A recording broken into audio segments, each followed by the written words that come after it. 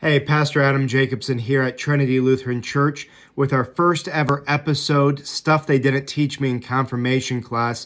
Peace be with you today, praying that you are blessed by God. Hey, look, as I've mentioned before, we don't always get to teach everyone what we would like to in confirmation class. Time, place, and many other things get in the way of some of the things that we want to teach. And this beginning of 2021 has taught me that sometimes, even when we're trying to fill in the gaps with a video series like this, it gets really hard to do. For example, it seems like no matter what I tried to do this week to record this video series for you guys, somebody was always there or something was in the way. So it seemed like the first time I tried to record this video, my daughter showed up, got into the church. I don't know exactly how, but she did. And she was sitting there staring at me through the window, banging on the door. Ruined the recording. The second time I tried to get something going, and then next thing I know, a whole bunch of people came into the church, and then I had them in the background, and it didn't work out very well. And it seemed like even today, as I'm trying to record the video and get it up online, it's getting way too slow to even upload. And that's not from our internet speed. And that's just because of the amount of content in this world that's going up online right now. So there's all sorts of crazy things. And I hope that I'm able to get these out weekly to you. Be patient with me if I'm not able to. I'm doing my best, but sometimes things get in the way. As I always say, we plan, God laughs.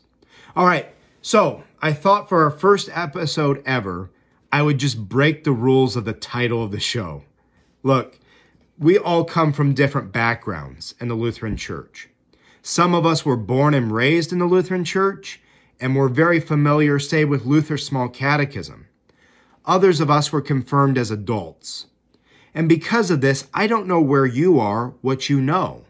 I also don't know what maybe you were taught, and let's be honest, maybe what you forgot. So if I'm repetitive in different ways, there's a method to the madness, trying to cover a wide basis of things. I won't be covering the 6 chief parts of Luther's Small Catechism in this series. So the 6 chief parts are probably what you are familiar with if you went through catechism class as a teenager with your pastor. That's where we open up the catechism and we study things like the 10 Commandments, the Apostles' Creed, the Lord's Prayer, confession and absolution, holy baptism, and the Lord's Supper. These are the main things that we teach and that Martin Luther wanted to lay down for us so that we would understand what we believe, what we teach, and most importantly, what we confess to the world around us. However, there's more to Luther's catechism than those 6 chief parts. He wrote an entire section on daily prayers, not just Luther's morning and evening prayer, which maybe you say, maybe you have memorized, but also prayers for meal times. We'll talk about the Christian table of duties, how a Christian is supposed to interact with one another and the world around them, and how the scriptures teach us about our stations in life. There's also the section on Christian questions and answers that Martin Luther wrote, and it's how a Christian should examine themselves before receiving the Lord's Supper. We'll spend some time on that as well. Those are some of the areas from the catechism that maybe we don't always know about, because a lot of times in catechism classes, we kind of run out of time when we get to them. Hopefully not, but sometimes we do. So some of you grew up with, say, Luther's Small Catechism, and it looked a little like this. It's a great catechism, great information. Realize that when Luther wrote the Small Catechism, it was actually a very small book. It was only about 35 pages. It's only about that much, all right?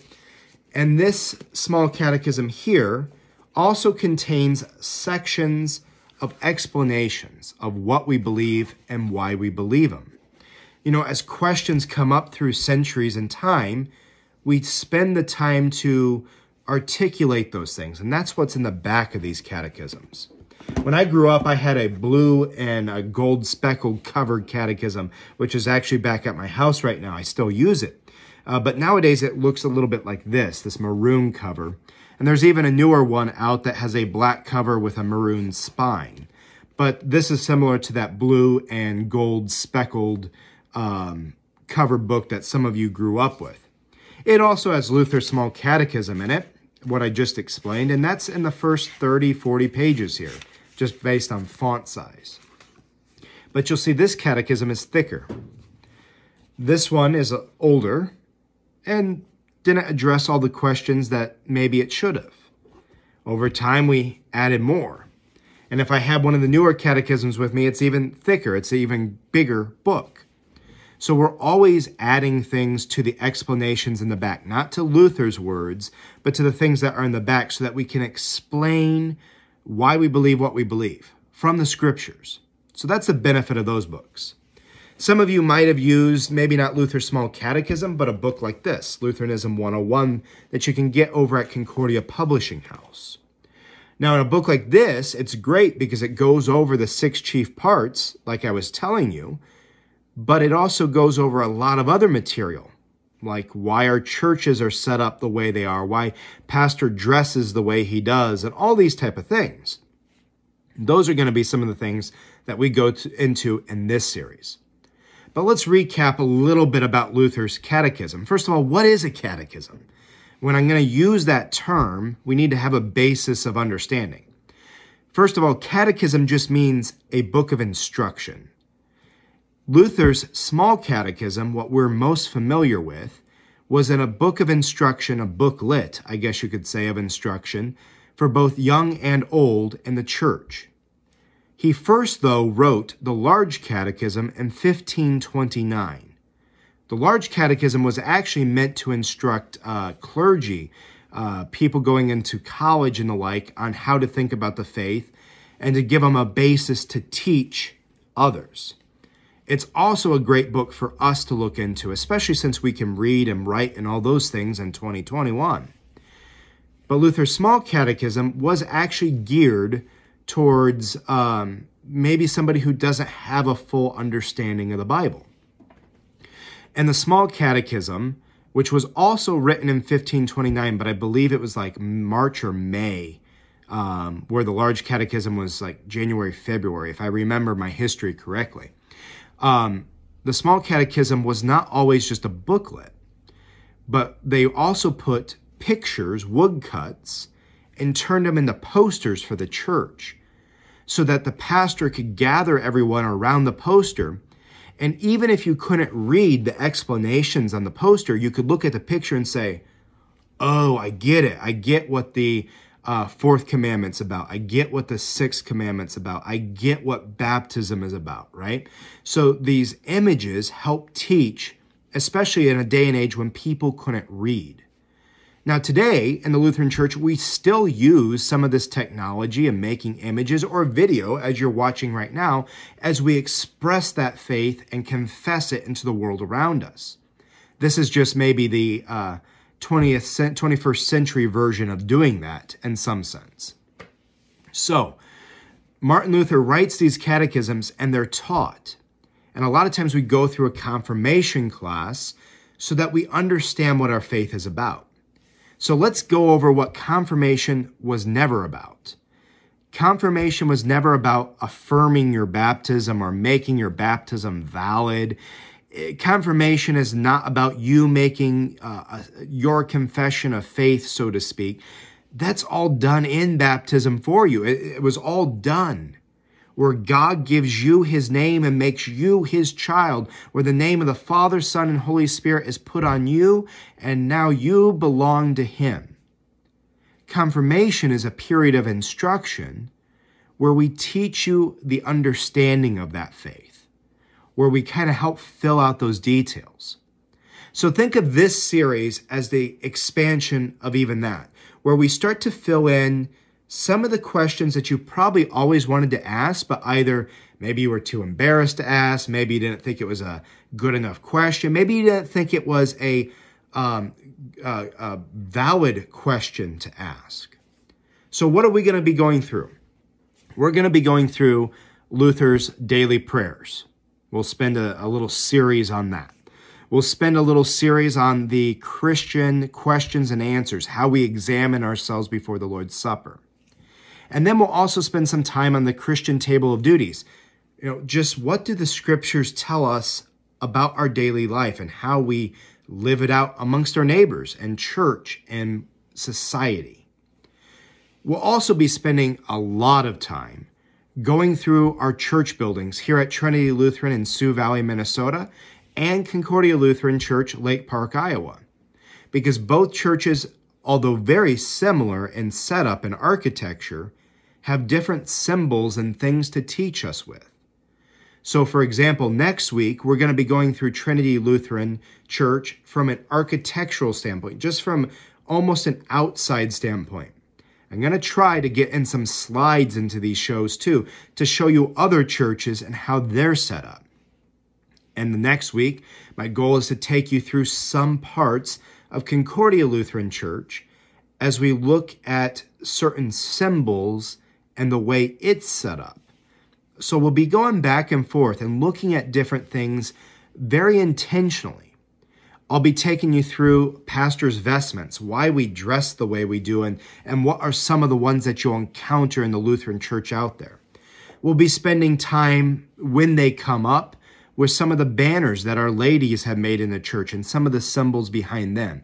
Again, some of it is going to have to wait until the banner's up. I want to make sure that they're up on the wall for specific purposes.